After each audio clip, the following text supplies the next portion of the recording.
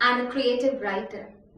Through literary interpretations, I explored life, here and hereafter, the universe, socio-cultural issues, human relations, metaphysical issues, etc.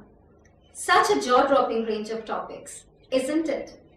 1.5 years ago, the array of topics further expanded, far beyond any academic calculation. Ladies and gentlemen, the new research pursuit was God's splendid gift, motherhood. One single expression, mother, ushered in unquantifiable change in my life. Overnight, I became Sansu's mother from Dr. Bani Dhir. In the next instant, the delicate interiors got replaced with soft toys, tinker toys, cradle, rocking cot and musical swings. From serious discussions on literature and consciousness, I suddenly found myself singing rhymes. Hop a little, jump a little, 1, 2, 3. Now childcare became the favorite topic in my chances. Today I will be sharing with you this important and beautiful journey of my life. My journey as Sansu's mother.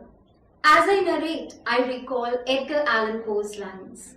The angels whispering to one another can find none so devotional as the mother. Very much like Edgar Allan Poe's devotional mother, I was cheerfully grappling with the newness in my life. I fell in love with the address Sansu's mother. Time and again, I patted myself for being a perfect mother. But naive as I wasn't aware of God's plan. I wasn't aware that more newness was in store for me. The divine design unfolded on 5th January 2017, and my journey as Sansu's mother took an altogether different turn. Revered Professor P. Satsangi Sahab launched the Superman Evolutionary Scheme at Diyarbakr for infants and toddlers in the age group of 3 months to 3 years. I was in a trance-like state, just like an ideal mother who grabs all good things for her child. In a jiffy, I got my son enrolled in the Superman Evolutionary Scheme. I patted myself for being wise and swift, but this time, there were many wise mothers with their tiny tots to be patted, all aspirants of the Superman crown. Since the day I have enrolled my son in the Superman Evolutionary Scheme of Diyarbakr, I have been amidst a maze of queries from people across the globe. And I am not astonished at these queries, because for years or rather centuries, we have been either reading about Superman in abstract philosophies or watching superhero characters in films or comics. So when we proclaimed that we would be practically demonstrating the process of evolving a Superman at Diyarbakr, we suddenly showed people that Superman could be one amongst us, not necessarily an alien with magical powers from a remote planet. People found it incredible that now Superman would be a living being, not just a colorful image in a book. The most asked question, ladies and gentlemen, has been, who is a Superman? I don't get surprised when people initiate discussion on popular Nietzschean and Shavian philosophies of Superman. Aristotle, Plato, and Indian Vedas, of course, enter the discussion because it is assumed that our knowledge of philosophy begins with them. But the Superman I am talking about, the scheme in which my son is enrolled along with several others, is a new model based on the philosophy of Eastern Radhaswami saints. I will quickly present some features of this model. My intention here is only to put various concepts within a comparative framework to highlight differences and uniqueness of each. I personally think juxtaposing the Eastern and the Western perspectives is always very interesting and fruitful. Our Indian culture has strong spiritual foundation, so our vision is certainly not atheistic.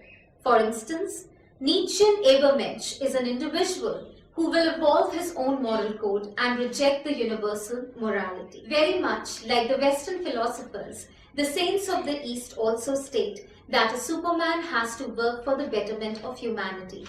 But the Eastern worldview gives importance to the universal moral code as well. The Diyarbakr Supermen are taught fatherhood of God and brotherhood of man. Aristotle's magnanimous man is another popular notion. He attributes several virtues to his magnanimous man, which are endorsed by the Eastern saints also. The Eastern perspective adds one more quality, that is humility, to the Superman. It's good to be a giver, but sometimes as receivers we are on a higher pedestal. Wondering how? For instance, don't you think that it's even more magnanimous to become the receiver of God's grace? G.B. Shaw gives importance to superior intellect in his Superman, whereas the Eastern saints insist on the balanced development of body, mind and spirit. D'Albert Supermen would exhibit the philosophy of better worldliness, without renouncing the world, without flouting social morality, without indulging in hedonistic pleasure-seeking worldliness. The Supermen would awaken their inner spiritual consciousness. Let me tell you something interesting I frequently encounter. Some people look at the expression Superman from feminist angle and take it as male-centric. I'm often asked, are there girls in the scheme? I laugh and say, yes, of course. Is it necessary to have a separate scheme called Supergirls or Superwomen? The Albert Superman evolutionary scheme is open to all. The expression Superman is used in a broader sense for a complete human being. Inner virtues make one a Superman, not gender, status, wealth or beauty. The children enrolled in the scheme are addressed as D'Albert Supermen as they follow the D'Albert way of life. D'Albert translates in English as the Garden of the Merciful. It is a self-contained colony located in the famous city of Taj Mahal, which functions with the motto of service to mankind. 6 qualities are integral to D'Albert way of life: innovation in terms of technology, air quality, water quality, healthcare, agriculture and value-based education. So ladies and gentlemen, within such a saintly framework, my journey as Sun Tzu's mother has commenced. As I said earlier, we define our Superman as a complete man. So now I will tell you how we are trying to achieve this completeness. Our aim is to develop in them the qualities of 4 Varnas given in Hindu philosophy: Brahmin, Kshatriya, Vaishya and Shudra. We are evolving our Supermen in the labs of nature, not in air-conditioned closed rooms. Their day begins with prayer. We believe that through regular prayer and meditational practices, they will develop inner discipline. I make my son pray regularly because prayer helps in conquering the wavering mind. Sometimes I tell people in a lighter vein that Sun Tzu might not fly like fictitious superhero characters in films and comics. But yes, symbolically he would fly. His spirit would ascend higher and higher to become one with the Supreme Spirit. After prayer, they work in the agricultural fields with their adept. Self-reliance is the motto. As these little children work in fields, soil their hands, they develop the spirit of brotherhood, selfless service, humility and dignity of labor. For physical strength and stamina, they are encouraged to participate in physical training program of D'Albert and sports events. It is amusing to see them tottering on the sports track with giggles and shouts. Training in fine arts is imparted, as fine arts will humanize them. I can never forget my little son's dramatic act as a swan. Like courageous warriors, they give security duty in the D'Albert colony in scorching summers. To tell you honestly, while giving security duty, my little son was unaffected by the heat. But deep within, I used to long for cool breeze. Various activities for intellectual growth are conducted. The nurturing process starts at the tender age of 3 months. I'm sure you would agree with me that in reality, one doesn't become a Superman overnight. That happens only in fantasy fiction. So, the D'Albert Superman evolutionary scheme functions on the principles of regularity and consistency. Ladies and gentlemen, my own upbringing, my journey from Bani to Dr. Bani Dhir pilots my journey as Sun Tzu's mother.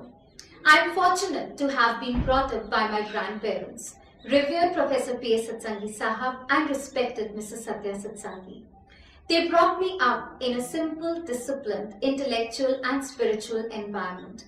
Now, on becoming a mother myself, their philosophy and lessons of life have become my parenting guide. As Sun Tzu's mother, I always carry the memories of my blissful upbringing. Mothering is a formidable task. But ladies and gentlemen, we mothers are repositories of energy, strength and optimism. If scientists are busy building supercomputers in their closed labs, we mothers are developing supermen in the lap of nature. If scientists are worrying about being human in the age of superintelligent machines, we mothers are trying to relieve them of their worries by developing supermen with values. But let me confess one thing. Earlier, I worried about keeping my son busy. Now, I worry about coping with the 24/7 busy schedule of the Superman scheme. Mothering seems even more formidable now because the task of evolving my son as a complete man always keeps me on toes. But I have this deep conviction that the efforts of all mothers won't go futile. We mothers would succeed in developing supermen with values who would serve humanity and make this world a utopia. Who knows, in the process of making Sun Tzu a superman, even I might evolve as a supermother. Now I will take you to the world of the Albert Supermen through this short musical video.